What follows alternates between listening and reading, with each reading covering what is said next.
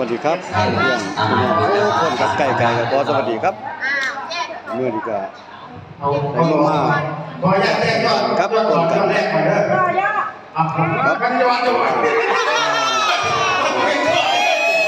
อยากที่ทำบ้านสังแปลนเขาครับชุมชนสังแปลนตำบลแวงอำเภอสว่างแดนดินครับจังหวัดสกลนครยอดทางแรกเฮ็ดต้นกันลงมาวัดโพธารามบ้านสังแปลน122 บาทนี่คือยอดแรกนะครับพี่น้องยอดแรกครับยอด22นี่คือแสดงว่าต่ออีก100เป็น222เอา22แล้วมันเอา222 2 3คนละ10,000เท่าไหร่คะ1,222 บาทครับ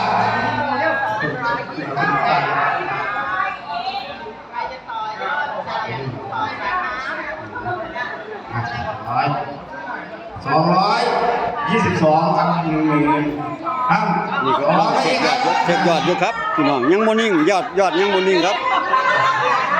ยังบ่นิ่งครับยังบ่นิ่งประมาณนี้ครับแม่ดังเห็นมีเงินเพิ่นเด้เอาเนาะขาด1 บาทก็พอร้อยดิว่าโอ้กาแฟทองต่อ40 บาทตัวนี้เป็น300ครับเสียเท่บ่แน่ดิเพิ่นเอาแซ่เต็มของบ่แน่ดิเพิ่น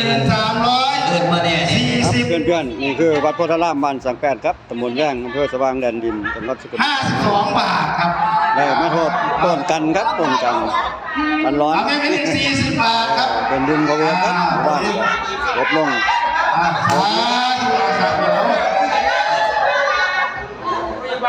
ประมาณนี้ครับผมกำลังเช็คยอดกันต่อยอดต่อยังอยู่พี่น้องนี่คือวิถีชีวิตของชาวสกลนครวิถีชีวิตของชาวพุทธของเฮาครับผมทำบุญยอดเงินหลายผู้หลายคน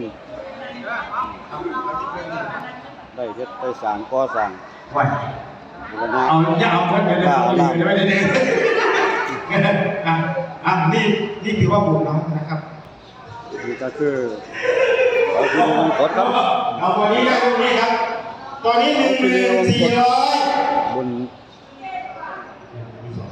พระเวทครับบ้านเป็นบุญพระเวทไอเทศมหาศาสตร์บ้านครับจากวันที่13พี่น้องที่เชียงว่านเทศพระเวทนี่ครับเกียบคำประมาณนี้นี่คือค่ายพระเวทครับงานเราไปงานแล้วถ้างานเสร็จนี่คือวัดโพธารามเอาแค่ๆเลยนะวิถีชาวพุทธครับพี่น้อง1,400